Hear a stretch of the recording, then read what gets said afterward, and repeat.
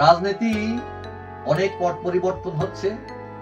আওয়ামী লীগ অত্যন্ত ক্ষমতাশালী দল, তারা এখন মাঠে নেই। আছে বিএনপি, জামাত, ইসলামী দল এবং ছাত্ররা নতুন একটি দল করেছে, সেটা হলো জাতীয় নাগরিক পার্টি।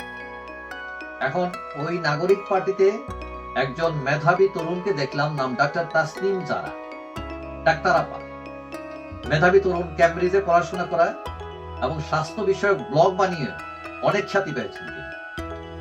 এখন এই যে জাতীয় নাগরিক পার্টি এনসিপি, এইটার জ্যেষ্ঠ যুগ্ম সদস্য সচিব তিনি হয়েছেন। এবং গতকাল শুক্রবার এই তাসনিম জেনিম বলছেন যে অসম্ভব এমন রাজনীতি বলেছেন যে আমরা এমন রাজনীতি চাই যেখানে পারিবারিক আধিপত্য থাকবে না, ক্ষমতা জনগণকে ফেরত দেওয়া হবে, ক্ষমতার খেলা, প্রতারণা, স্বার্থের লেনদেন এগুলোর অবসান চাই। পরিবারতন্ত্রের বিরুদ্ধে যোগ্যতার ভিত্তিতে নেতৃত্ব তৈরি করতে হবে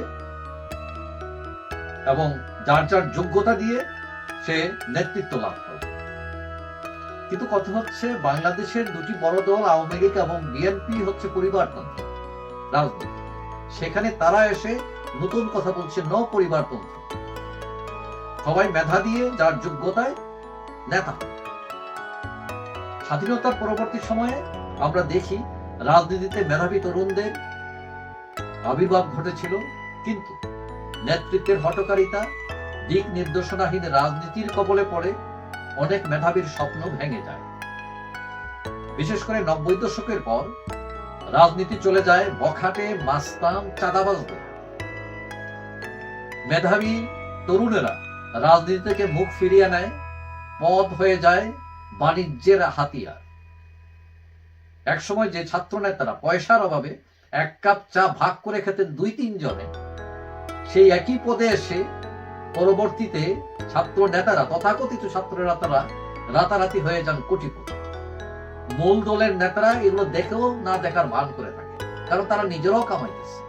অর্থাৎ দলগুলোকে করে ফেলছেন কোম্পানি।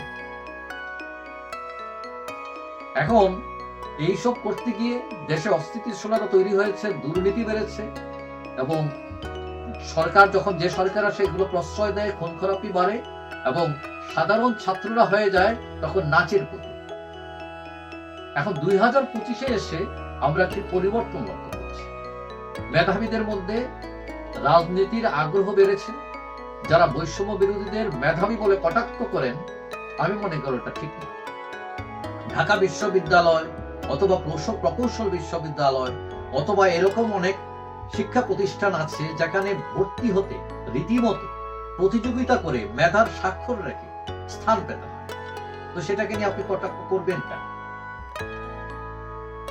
এখন এরা যদি রাজনীতিতে আসে, এই মেধাবীরা, এইসব যে আমাদের বস্তা পচা রাজনীতি, দুর্নীতিবাজদের রাজনীতি, এগুলো যদি বন্ধ করা যায় তাহলে ভালো হয়।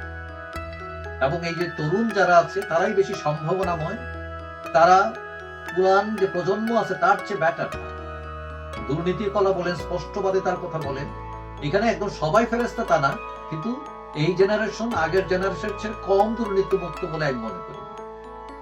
এখন ওই যে আমাদের ডাক্তার আপা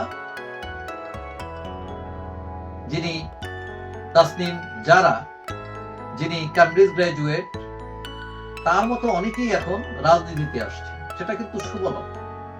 এবং আওয়ামী লীগ বিএনপিরও উচিত যে যারা তরুণ মেধাবী তাদেরকে রাজনীতিতে আহ্বান করা, তাদেরকে টানা মূল্যায়ন করা। ওই যে নেতার পা কে ঘষে মলে দিছে, জুতা লাগাই দিছে, তারে একটা পদ দিতে হবে এমপি, এইসব রাজনীতি নেতাদের ছেড়ে দিতে হবে। কারণ এইসব রাজনীতি বেশি দিন টিকবে না এবং এটা 30-40 বছর আগে চলছে, এখন আর চলবে না। এখন নতুন প্রজন্ম, তাদের চিন্তা চেতনা অন্যরকম। যাই হোক, আশা করি বিশেষ করে বড় দলগুলো তারা ভাববে এবং রাজনীতিতে গুণগত পরিবর্তন না হলে দেশ যেই লাও সেই কদু দেখবে।